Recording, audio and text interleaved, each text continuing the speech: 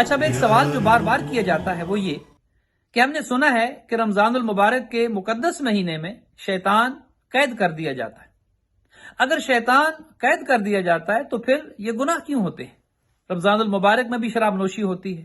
رمضان المبارک میں بھی حرام خوری ہوتی ہے، رمضان المبارک میں بھی قتل و غارت گری کا بازار گرم کر دیا جاتا ہے۔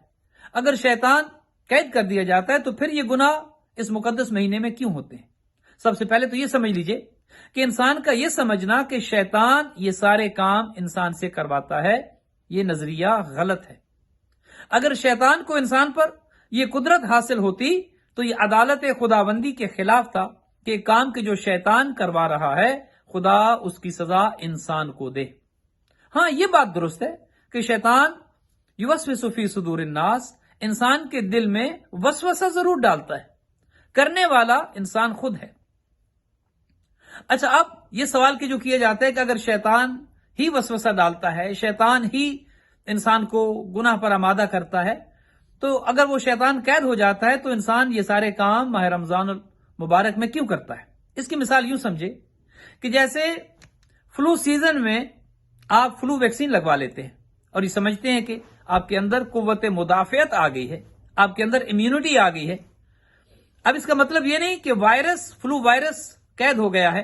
لیکن آپ یہ سمجھتے ہیں کہ چونکہ آپ کے اندر اس وائرس کے خلاف ایک طاقت آ گئی ہے، قوت مدافعت آ گئی ہے، بے شک وہ وائرس موجود ہے لیکن آپ پر وہ اثر انداز نہیں ہو سکتا، آپ کو نقصان نہیں پہنچا سکتا، لہذا آپ کہتے ہیں کہ فلو وائرس قید ہو گیا ہے۔ یا ابھی حال ہی میں آپ نے دیکھا کورونا وائرس کے خلاف جن لوگوں نے کووڈ کی ویکسین لگوا لی، وہ یہ کہتے تھے کہ کورونا وائرس تو موجود ہے لیکن ہم نے اپنے آپ کو ویکسین لگوا کر محفوظ کر لیا ہے۔ اب وائرس تو موجود ہے لیکن ہم پر اثر انداز نہیں ہو سکتا، ہمیں بیمار نہیں کر سکتا، ہمیں نقصان نہیں پہنچا سکتا، چونکہ ہم نے اپنے اندر اس وائرس کے خلاف ایک قوت مدافعت امیونٹی پیدا کر لی ہے۔ اب آپ کہتے ہیں کہ کورونا وائرس قید ہو گیا ہے، موجود ہے لیکن آپ نے اسے ناکارہ بنا دیا ہے، آپ کے خلاف وہ کام نہیں کر سکتا۔ بالکل اسی طرح رمضان المبارک میں شیطان قید ہو جاتا ہے، کیا مطلب؟ یعنی آپ اپنے آپ کو ایمانیات کی وہ ویکسین لگوا دیتے ہیں، روحانیت کی وہ ویکسین لگوا دیتے ہیں۔ وہ ویکسین تلاوت قرآن کی ویکسین ہے، وہ ویکسین باوضو رہنے کی ویکسین ہے، وہ ویکسین نماز، روزہ، تلاوت قرآن، ذکر خدا، صدقہ و خیرات، یہ ساری ویکسین جب آپ اپنے آپ کو لگا لیتے ہیں، اب شیطان تو موجود ہے لیکن آپ کو نقصان نہیں پہنچا سکتا چونکہ آپ اپنے آپ کو ویکسینیٹڈ کر چکے ہیں۔ آپ کہتے ہیں روزے سے ہوں غیبت نہیں کروں گا، آپ کہتے ہیں روزے سے ہوں جھوٹ نہیں بولوں گا، آپ کہتے ہیں روزے سے ہوں حرام نہیں کھاؤں گا، اور اس کے علاوہ جتنے بھی گناہ کے امور ہیں آپ اپنے آپ کو ان سے دور رکھتے ہیں یہ کہتے ہوئے کہ میں روزے سے ہوں۔ نتیجہ کیا نکلتا ہے کہ شیطان موجود تو ہے لیکن وہ قید ہو گیا ہے، وہ آپ پر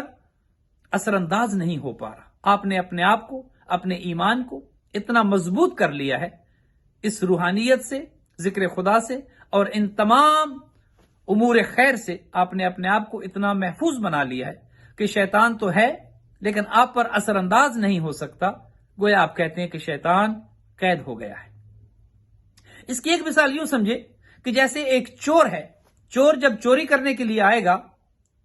تو اس کی کوشش یہ ہوگی کہ اندھیرے میں آئے، اس کی کوشش یہ ہوگی کہ جب تاریکی ہو وہ تب آ کر چوری کرے، روشنی میں چور نہیں آتا تاکہ وہ پہچان نہ لیا جائے۔ تو گویا انسان کا اندر، انسان کا من جب اندھیرا چھا جاتا ہے انسان کے اندر، جب تاریک ہو جاتا ہے انسان کا من، تو شیطان چوری کرنے آتا ہے، ڈاکہ ڈالنے آتا ہے۔ لیکن آپ اپنے آپ کو اگر ایمان کی طاقت سے منور کر دیں، نورانی کر دیں، تلاوت قرآن سے اپنے اندر کو روشن کر دیں، نماز سے، روزے سے، عبادت سے، صدقہ و خیرات سے اور تمام ان امور خیر سے اپنے آپ کو، اپنے من کو، جب آپ اپنی روح کو جب آپ روشن کر دیتے ہیں تو نتیجہ کیا نکلتا ہے کہ شیطان باوجود چاہنے کے آپ کے گھر میں نہ چوری کر سکتا ہے، نہ ڈاکہ ڈال سکتا ہے۔ آپ نے اپنے آپ کو اندھیرے سے دور کر کے، اپنے اندر کو روشن کر کے گویا شیطان کو قید کر دیا ہے۔